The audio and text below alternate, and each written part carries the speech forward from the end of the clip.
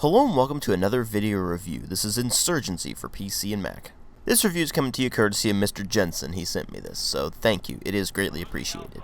This is a tactical first-person shooter developed by New World Interactive and released earlier this year, and it's effectively a remake of the source mod of the same name, which was a pretty popular source mod, actually. You can basically sum that up as Red Orchestra in the source engine, and it was set during the modern era as opposed to Red Orchestra, which was a World War II game. But in this case, they have effectively just remade the original Insurgency mod as a full standalone game that is available for $15.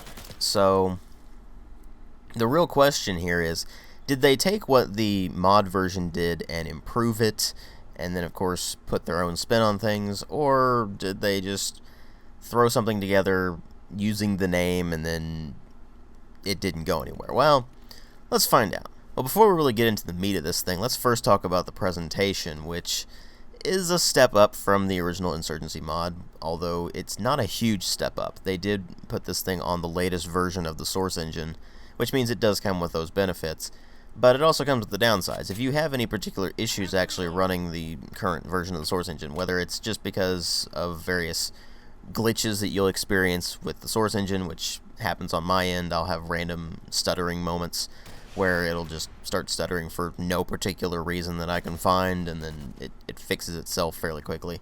Things like that. If you have issues across all source games, that's going to happen here as well. But by and large, this looks like a fairly high-end indie source game. It's got pretty solid modeling and texture work. The animations, I think, could be a bit better. They work, but they don't really impress, so to speak. Some of them feel a bit too sluggish.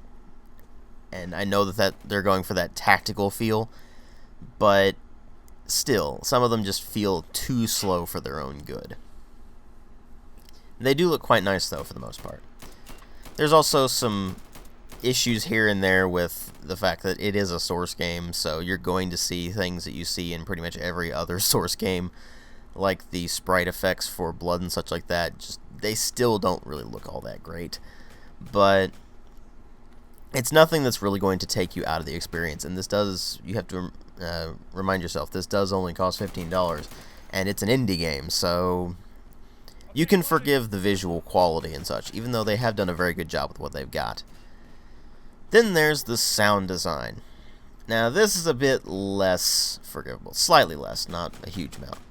The sound effects, by and large, work, but they're not impressive. The gunfire in particular does not sound all that great. It sounds like just video game logic as far as weapon sounds go. I feel like they could have put in some more punchy sound effects that are closer to reality, more rifle cracking and that sort of thing. But what they have works fairly well for what it is. It's just, it gets very samey after a while. And there's not a huge amount of things like reverb or anything like that, so you're not going to see huge differences depending on your environment like you can in some other games out there right now. So your immersion might suffer a bit, but it's nothing huge. It's just slight immersion breaking. Then, of course, there's the music, or really lack thereof. There's basically no music in this game whatsoever. There is some, but not enough that you're really going to notice it. It's basically just played during the menus, and that's about it. There's also voice acting for the both factions, and it's okay. It sounds kind of amateurish, but it works fairly well for what it is. And admittedly, it's all multiplayer stuff anyway, so you're not going to hear any campaign dialogue or anything like that. It's just people yelling out various reports and such like that. So it's pretty forgivable as far as corny voice acting goes. But then you have the story, or lack thereof, and the gameplay. The story in this thing is only a setup. It's set somewhere in the Middle East, and you play as either the PMC or the insurgents, and you're just fighting it out. It's a multiplayer game. There's really no story to speak of. It's just the setup, and you just go nuts from there. Now, there are two different types of multiplayer available. There's the co-op, where you play as the PMCs and you're fighting off against waves of AI-controlled insurgents, or you're playing the versus mode where you just play as one side or the other and you try to complete various objectives. There is no basic team deathmatch or deathmatch mode available. This is all team-based objective gameplay.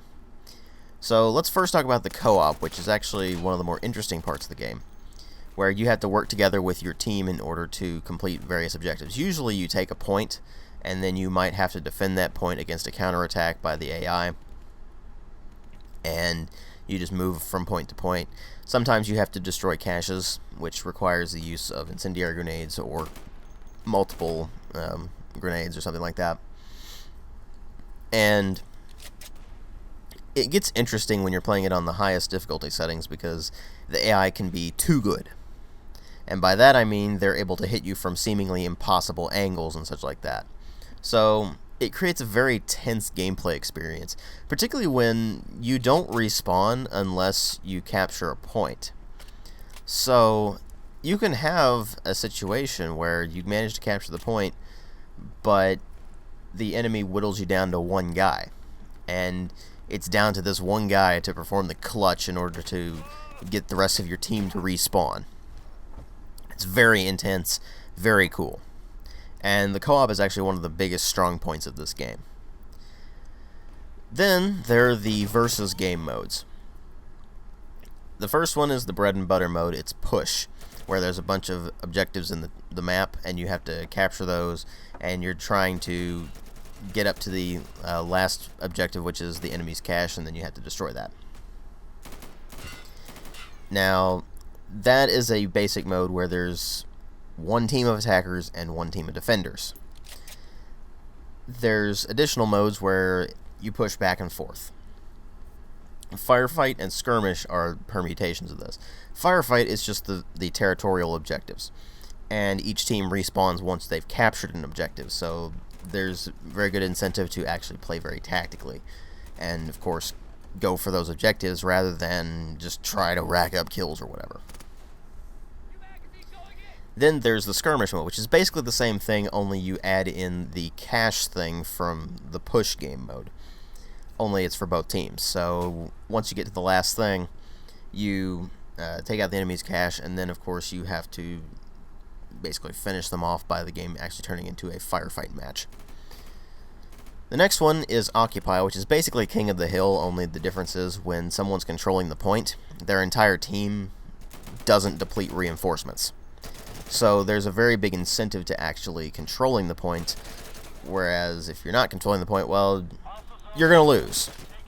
It's not just a matter of, oh, I get points for capturing the objective. No, there's an actual gameplay consequence to it, which makes it much more intense. The next one is the VIP mode, basically. It's called Ambush, and there's one team is playing the PMCs, and they get a high-value target that they need to escort to the extraction point. Said high-value target only has a pistol, so the rest of the team has to make up for this. And the other team, of course, is trying to take this guy out, or just prevent him from getting to the extraction point in general, which in turn means taking him out. So that plays out pretty much how you would expect. If you get sizable teams going, then it's a blast to play. If there's only a handful of guys, then it's probably not going to be that fun. The next one is Infiltrate, which is basically you have to get the enemy's intel. It's capture the flag. You have to get the enemy's intel and return it to your base. The thing is, you gain reinforcements when someone takes the enemy's intel, or when the enemy taking your intel is actually taken out. So that creates another interesting dynamic.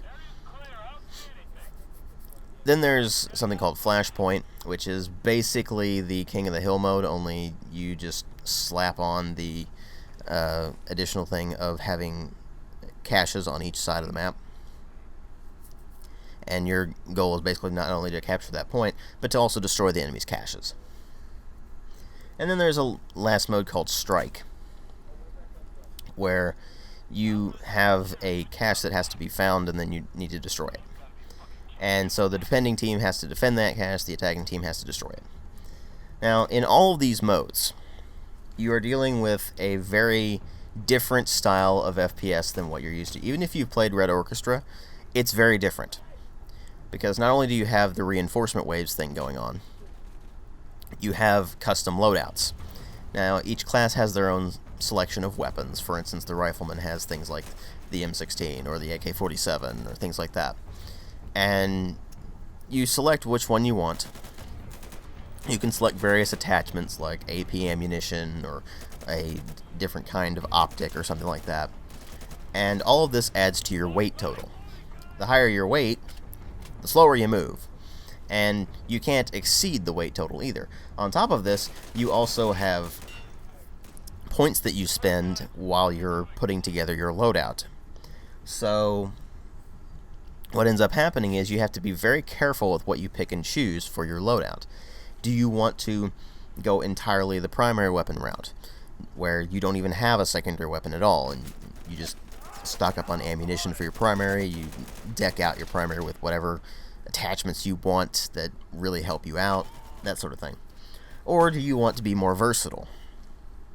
Do you want to have various types of grenades or other items that you can use that will give you a tactical advantage, but at the same time take up a slot where you can't use something else, or take up a weight total where you can't use something else, or just take up points where you can't use something else?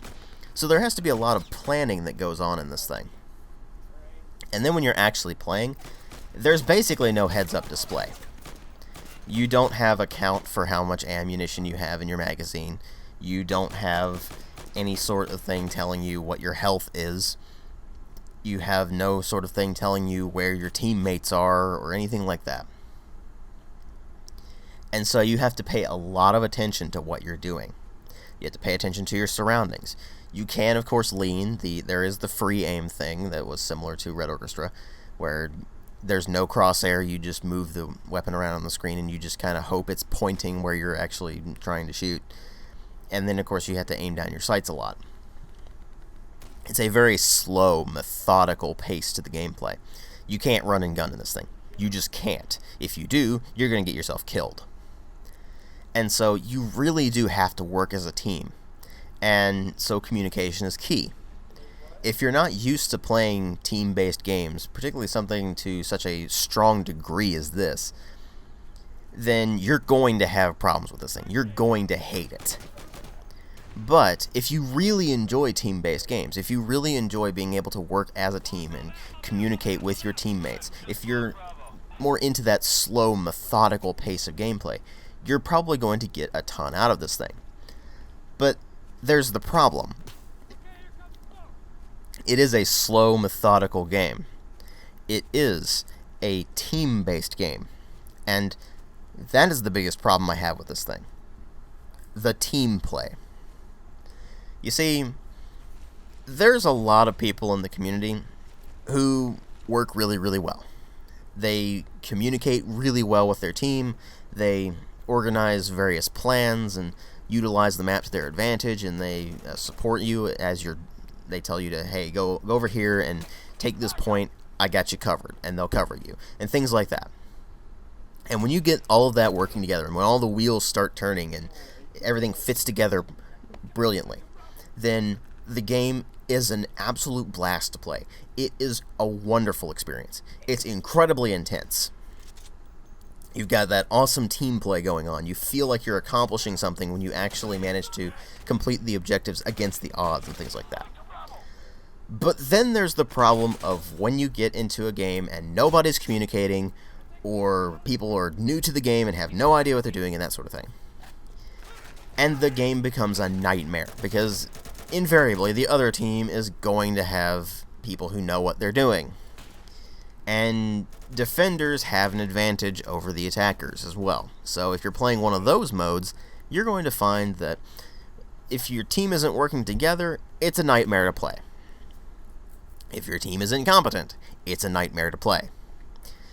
But when everything fits together and turns really well, then this is an absolute blast to play, and it is a wonderful experience, even though it's a very nerve-wracking, intense experience when you just get picked off from nowhere and you have no idea where the enemy was. And you can't really communicate to your team where they were, and they're all freaking out and all that sort of thing. It's a very different style of game for a very different type of gamer. And if you're into that sort of thing, you're going to get a lot out of this thing. if the community works with you. If not, well, there's a problem. But anyway, it is a blast to play when everything fits together. I give it a 3.5 out of 5. Thanks for watching.